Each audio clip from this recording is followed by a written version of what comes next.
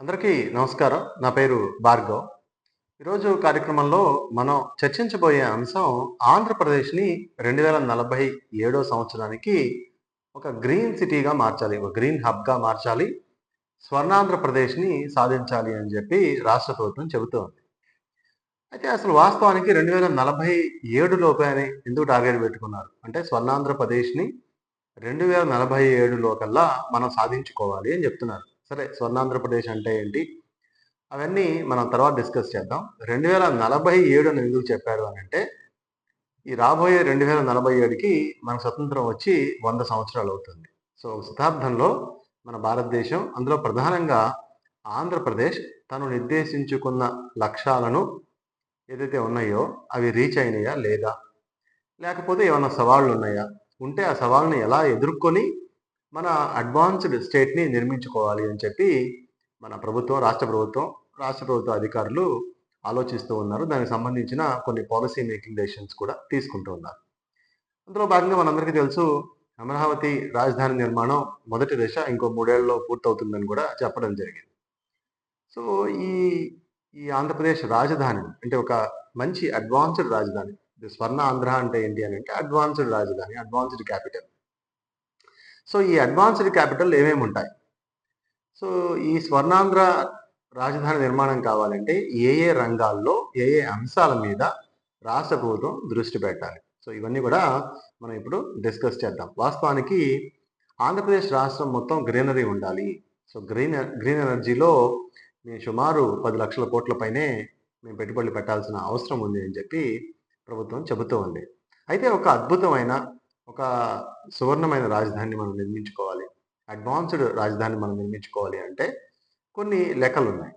So, ఆ లెక్కల్ని అధిగమిస్తేనే మనం ఒక అద్భుతమైన రాజధానిని నిర్మించుకోవచ్చు. అందులో ప్రధానంగా గ్రీనరీ.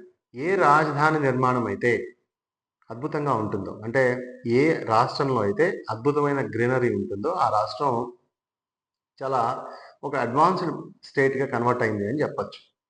ఇప్పుడు ప్రస్తుతం మనకి ఒక 40% గ్రీనరీ ఉండాలి. ఏ స్టేట్ అయినా సరే ఒక హరిత స్టేట్ లాగా ఉండాలి అంటే ఒక 40% గ్రీనరీ ఉండాలి. కానీ మన ఆంధ్రప్రదేశ్ చూసుకుంటే 23% మాత్రమే, 23% గ్రీనరీ ఉంది. సో, కాబట్టి మనం నిర్దేశించినటువంటి లక్ష్యాలు 40%కి 2046 కల్లా 47 కల్లా ఈ గ్రీనరీ పర్సెంటేజ్ పెరగాలి. అంటే మొక్కలు నాటాలి. సో, అదే విధంగా ఫారెస్ట్ డిపార్ట్‌మెంట్‌తో టైప్ అయ్యి ఫారెస్ట్‌ని బాగా డెవలప్ చేయాలి. అంటే గ్రీన్ కారిడార్‌లను ఏర్పాటు చేయాలి. సో, ఈ రహదారుల వెంట చెట్లని, మొక్కల్ని నాటటం. అదేవిధంగా గ్రీనరీ ఫారెస్ట్ డిపార్ట్‌మెంట్‌తో టై అప్ అయ్యి గ్రీనరీని ఇంప్రూవ్‌మెంట్ చేయడం, వాటర్ బాడీస్‌ని ఇంప్రూవ్ చేయడం. ఇవన్నీ కూడా మనం చేయాల్సిన అవసరం ఉంది. చేస్తే మనం ఎప్పుడైతే 40% పైగా గ్రీనరీని సాధిస్తామో అప్పుడు రాష్ట్రంలో గ్రీన్ ఎన్విరాన్మెంట్ ఉందని మనం చెప్పొచ్చు. కానీ ఇప్పటికి అది ఒక 23% ఉంది. ఇకపోతే 100% క్లీన్ ఎనర్జీ. మనకు చూడండి, ఎనర్జీ అనేసరికి మనం ట్రెడిషనల్‌గా ఉన్న ఎనర్జీ మీద దృష్టి పెడతాం. కానీ ఇప్పుడు సోలార్ డైరెక్ట్‌గా సన్ నుంచి వచ్చే ఏదైతే ఎనర్జీ ఉందో, ఆ ఎనర్జీని ఏ రాష్ట్రం అయితే యూజ్ చేసుకుంటూ ఉందని ఖర్చు తక్కువ. సో, అదేవిధంగా స్వయంగా మనం మన ఇంటి మీద కూడా సోలార్ ప్లాంట్స్ మనం పెట్టుకొని ఎనర్జీని రిసీవ్ చేసుకోవచ్చు. కాబట్టి ఈ సోలార్ ఏదైతే బాగా ఏ రాష్ట్రంలో అయితే ఉందో, ఆ రాష్ట్రం ఎనర్జీలో ముందుంది అని చెప్పొచ్చు. అంటే 40% గ్రీనరీ ఉండాలి. అదేవిధంగా సోలార్ టెక్నాలజీతో ఎనర్జీ, క్లీన్ ఎనర్జీ ఉండాలి. ఇది ఒక అడ్వాన్స్‌డ్ స్టేట్‌కి ఉండే లక్షణం. ఇకపోతే మనకి చూసుకుంటే కృష్ణా, గోదావరి నదులు ఏవైతే ఉన్నాయో, ఆ నదులు కూడా బాగా డిజర్నేట్ చేయాలి. వాటర్ బాడీస్ మొత్తం ఒక 70% కలుషితమైన వాటర్ ఇప్పుడుంది. నిన్న కూడా మనం కర్నూలు జిల్లాలో మనం చూస్తే మురికి నీరు తాగుతున్నారు. ఇప్పటికి కూడా స్టిల్. కాబట్టి వాటర్ బాడీస్‌లో క్లీన్ వాటర్ ఉండాలి. అందుకోసమని కృష్ణా, గోదావరి నదుల్ని చాలా క్లీన్‌గా చేయాలి. సో, అదే విధంగా పొల్యూషన్ ఫ్రీ సిటీస్. మనం చూసుకుంటే అర్బన్ బాడీస్‌లో ప్రధానంగా ఈ పొల్యూషన్ అనేది ఒక ప్రధానమైన సమస్య. కాబట్టి ఆంధ్రప్రదేశ్ 2047లో సువర్ణ ఆంధ్రప్రదేశ్‌గా, గోల్డెన్ ఆంధ్రప్రదేశ్ లేదా అడ్వాన్స్‌డ్ ఆంధ్రప్రదేశ్‌గా ఎమర్జ్ అవ్వాలి అనంటే, మనం పొల్యూషన్ ఫ్రీ అంటే ఎలక్ట్రానిక్ వెహికల్స్‌ని మనం బాగా పెట్రోల్, డీజిల్ తగ్గించి ఎలక్ట్రానిక్ వెహికల్స్‌ని బాగా మనం ఇంట్రొడ్యూస్ చేయాల్సిన అవసరం ఉంది. ఎలక్ట్రానిక్స్ మీద డిపెండ్ అవ్వాల్సింది. అంటే ఏదైతే కార్బన్ ఎమిషన్ తగ్గితే ఆ రాష్ట్రంలో పొల్యూషన్ ఫ్రీ ఉంటుంది. కాబట్టి ఈ పొల్యూషన్ ఫ్రీ సిటీస్‌ని, అదేవిధంగా జీరో వేస్టేజ్. మనం చూడండి, తిని పడేసిన వ్యర్థాలు గాని, మానవ వ్యర్థాలు గాని, లేకపోతే జంతువుల వ్యర్థాలు, వీటిలో కూడా రీసైక్లింగ్ ప్రాసెస్ అనేది ఉండాలి. అంటే పర్యావరణానికి మంచి చేసే విధంగా రీసైకిల్ ప్రాసెసింగ్ ఉండాలి. అప్పుడు ఆ రాష్ట్రం అడ్వాన్స్డ్‌గా ఉందని చెప్తాను. అదేవిధంగా eco tourism, organic farming, pesticides లేకుండా ఆర్గానిక్ ఫార్మింగ్ చేయటం, ఎకో టూరిజం, అదేవిధంగా గ్రీన్ జాబ్స్ ఇవన్నీ కూడా ఇంప్రూవ్ అయినప్పుడు ఆ రాష్ట్రం అడ్వాన్స్డ్ స్టేట్‌గా కన్వర్ట్ అవుతూ ఉంటుంది. అయితే మన ఆంధ్రప్రదేశ్ రాష్ట్రం ఈ నిర్దేశం మనం చెప్పుకున్నటువంటి ఏవైతే ఉన్నాయో ఈ సెక్టర్స్‌లో అన్నిటిలో కూడా ఒక అడ్వాన్స్డ్‌గా వెళ్ళాలి అనంటే 2047కి ఒక లక్ష్యం పెట్టుకొని అధికారులు వీరందరూ కూడా కృషి చేయడం జరుగుతూ ఉంది. సో, ఇకపోతే మనం మొట్టమొదటిసారిగా అగ్రికల్చర్ గురించి కూడా మాట్లాడుకోవాల్సిన అవసరం ఉంది. ఎందుకంటే ఎప్పుడైతే అగ్రికల్చర్‌ని మనం విస్మరిస్తామో ఆ రాష్ట్రం అభివృద్ధి చెందలేదు అని చెప్పొచ్చు. మనం ఎంత ఇందాక మనం చెప్పుకున్నట్టు గ్రీనరీ ఉన్నా, లేకపోతే ఫ్రీ ఎయిర్ ఉన్నా, నో ప్లాస్టిక్ ఉన్నా, ఇంకేమున్నా గానీ అగ్రికల్చర్ లేకపోతే మనకి చాలా ఇబ్బందికరం. సో, దీనికోసం ఏం చేయాలి అంటే ఒక 80% ఫ్రెష్ వాటర్ బాడీస్‌ని మనం ఇంప్రూవ్ చేయాలి.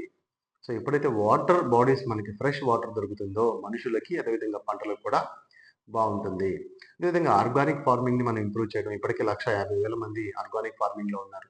2047కి దీనిని 10,00,000 ఆర్గానిక్ రైతులు అంటే పెస్టిసైడ్స్ వాడకుండా ఆర్గానిక్ ఫార్మింగ్ చేసే రైతుల సంఖ్య 10,00,000కి పెంచాల్సిన అవసరం ఉంది ఈ అగ్రికల్చర్‌లో. దీన్నే సస్టైనబుల్ అగ్రికల్చర్ అంటారు. సో, అంటే అగ్రికల్చర్‌లో ఎప్పటికప్పుడు స్వయం ప్రకాశితంగా అగ్రికల్చర్ ఉండాలి. అంతేగాని మనం ఏదో అగ్రికల్చర్ నాశనం చేసి భావితరాలకి ఇవ్వకుండా కాకుండా మనతో పాటు సస్టైనబిలిటీ మన భావితరాలకు కూడా మంచి అగ్రికల్చర్‌ని, మంచి భూమిని, మంచి పంటని ఇచ్చే విధంగా ఆర్గానిక్ ఫార్మింగ్‌ని మనం 2047కి సుమారు 10,00,000 ఆర్గానిక్ ఫార్మర్స్‌ని మనం తయారు చేయాల్సిన అవసరం ఉంది. ఇప్పటికి మనం చూసుకుంటే సిక్కింలో ఇప్పటికి ఆర్గానిక్ ఫార్మింగ్‌లో సిక్కిం రాష్ట్రం ప్రధానంగా ఉంది. సో, ఈ సిక్కిం రాష్ట్రాన్ని మన ఆదర్శంగా తీసుకొని మనం కూడా 2047 కల్లా 10,00,000 ఆర్గానిక్ ఫార్మర్స్‌ని తయారు చేయాల్సిన అవసరం ఉంది. ఇకపోతే రెన్యూవబుల్ ఎనర్జీ. సో, ఈ రెన్యూవబుల్ ఎనర్జీ ఎక్స్‌పాన్షన్ కింద మనం చూస్తే ఇప్పటికే 8,000 మెగావాట్స్ సోలార్ ఉంది. సో, దీన్ని 100% రెన్యూవబుల్ ఎనర్జీగా మనం 47 కల్లా మార్చాలి. అదేవిధంగా రూఫ్ టాప్ సోలార్ మనం చెప్పాం కదా! ఇంట్లో, హాస్పిటల్స్‌లో ఈ రూఫ్ టాప్ సోలార్‌ని మనం పెట్టుకొని ఎనర్జీని డైరెక్ట్‌గా సోలార్ ద్వారా మనం తీసుకోవాల్సిన అవసరం ఉంది. దీని ద్వారా మనకి వాటర్ నుంచి కానీ, లేకపోతే ఇతరితర ఎనర్జీని మనం ఆహ్, తప్పించిన వాళ్ళం అవుతాం. అదేవిధంగా green urban planning and waste management. మనం ఇందాక చెప్పుకున్నాం కదా! ఈ వేస్ట్ మేనేజ్మెంట్ ఏదైతే మన వ్యర్థాలు గాని, లేకపోతే జంతువుల నుంచి వ్యర్థాలని రీసైక్లింగ్ చేయలేకపోతే మొత్తం ప్రపంచం అంతా మన రాష్ట్రం అంతా కాదు, ప్రపంచం అంతా చేయకపోతే దుర్గంధం వస్తుంది. అదేవిధంగా మనుషులకి ఇబ్బందొస్తుంది. కాబట్టి వీటి రీసైక్లింగ్ ప్రాసెస్ అనేది చాలా జాగ్రత్తగా చేయాల్సిన అవసరం ఉంది. సో, సాలిడ్ వేస్ట్ ఈ సాలిడ్ వేస్ట్ పట్ల కూడా రాష్ట్ర ప్రభుత్వాలు దృష్టి పెట్టాల్సిన అవసరం ఉంది.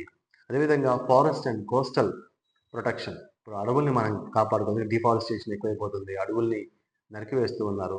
సో, దీంతో జాయింట్ ఫారెస్ట్ మేనేజ్మెంట్ అంటే ఏంటి? అక్కడున్న గిరిజనులతో జాయింట్‌గా కొన్ని కొలాబరేటివ్ ప్రోగ్రామ్స్ చేయడం, అడవుల్ని కాపాడుకోవడం, మొక్కల్ని ఇంకా పెంచడం ఇదంతా చేయాల్సిన అవసరం ఉంది. ఇప్పటికే ఆంధ్రప్రదేశ్ 970 కిలోమీటర్ల కోస్టల్ లైన్ ఉంది. మనం దాన్ని కాపాడుకుంటూ మంచిగా చేయాల్సిన అవసరం ఉంది. అదేవిధంగా policy governance and public awareness దీని మీద అనేకమైన చట్టాలు, సాలిడ్ వేస్ట్ మేనేజ్మెంట్ మీద, క్లైమేట్ యాక్షన్ మీద, సో, ఇలాగా హరితహారం తెలంగాణలో మనం చూసుకుంటే హరితహారం ఇవన్నీ కూడా వాళ్ళు చేయటం జరిగింది. సో, ఇట్లా మనం అనేక రకాలైన ప్రోగ్రామ్స్ మనం అన్నీ కూడా చేస్తే 2047 కల్లా వాటర్‌లో, అదేవిధంగా ఎనర్జీలో, అర్బన్ ప్లానింగ్‌లో వీటన్నిటి మీద దృష్టి పెట్టే సోలార్ ఎనర్జీ మీద, రెన్యూవబుల్ ఎనర్జీ వీటన్నిటి మీద దృష్టి పెడితే ఖచ్చితంగా ఆంధ్రప్రదేశ్ రాష్ట్రం అభివృద్ధి చెందుతుంది అని మనం చెప్పొచ్చు. కాబట్టి ఇప్పుడు మనం నిర్దేశించుకున్న టాపిక్స్ ఏవైతే ఉన్నాయో వీటన్నిటి కూడా అంటే గ్రీనరీ ఏర్పాటు చేయటం, హరితహారం తెలంగాణలో తీసుకున్నట్టు హరితహారం లాంటివి చేయటం, 40% గ్రీనరీ కోసం ట్రై చేయటం, అదేవిధంగా రెన్యూవబుల్ ఎనర్జీ, సోలార్ ఎనర్జీని ఇంప్రూవ్ చేయటం,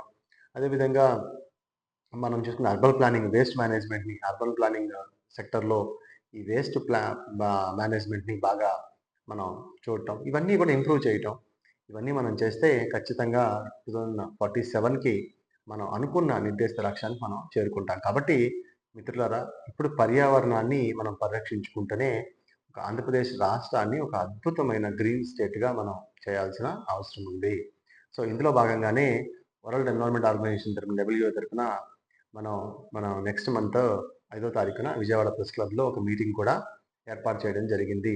సో, మనం స్వర్ణాంధ్ర 2047 అనే ఒక కాన్సెప్ట్ థీమ్‌తో ఈ మీటింగ్. దీంట్లో అన్ని పాలసీ డెసిషన్స్ అంటే ఆంధ్రప్రదేశ్‌ని స్వర్ణాంధ్రప్రదేశ్‌గా తీర్చడానికి ఏ ఏ అంశాలు అగ్రికల్చర్‌ని ఏ విధంగా చూడాలి, రెన్యూవబుల్ ఎనర్జీ మీద ఎలాంటి చర్యలు తీసుకోవాలి, అర్బన్ ప్లానింగ్ మీద, వేస్ట్ మేనేజ్మెంట్ మీద ఎలాంటి డెసిషన్ తీసుకోవాలి, ఇలా డిఫరెంట్ ఎక్స్‌పర్ట్‌లు మన ముందుకు వస్తూ ఉంటారు.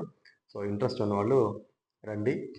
నెక్స్ట్ మంత్ 5వ తారీఖున విజయవాడ ప్రెస్ క్లబ్‌లో సాయంత్రం 4 గంటలకు జరుగుతుంది. ఇక రెండో టాపిక్ మనకి కరోనా. మనందరికీ తెలుసు కరోనా వాస్తవానికి మనం ఇప్పుడు జరుగుతున్న కరోనా మనం టీవీలో గానీ, చాలా చోట్ల యూట్యూబ్‌లో గానీ చెప్తా ఉన్నారు. చనిపోతున్నారు మనుషులు కరోనా వల్ల. వాస్తవానికి కరోనా డెత్స్ కంటే కూడా కరోనా ఇప్పుడు ప్రాణాంతకం కాదు. ఇది వాస్తవం. కాకపోతే మనం తగు జాగ్రత్తలు మాస్క్ ధరించటం, అయితే ఎక్కడన్నా లార్జ్ ఇవి జరుగుతున్నప్పుడు, క్రౌడ్ జరుగుతున్నప్పుడు తగు జాగ్రత్తలు తీసుకొని హ్యాండ్స్ వాష్ చేసుకోవడం అలా చేసుకుంటే కరోనా పెద్ద విషయం కాదు. ఈ భయపెట్టే ఆలోచనలు కూడా ఈ కరోనా వచ్చేస్తుంది, చనిపోతున్నారని భయపెట్టే ఆలోచనలు కూడా తగ్గించుకుంటే మనం కూడా ఒక సెల్ఫ్ కాన్ఫిడెన్స్‌తో ఉండి ఆ కరోనాను ఎదుర్కోవచ్చు.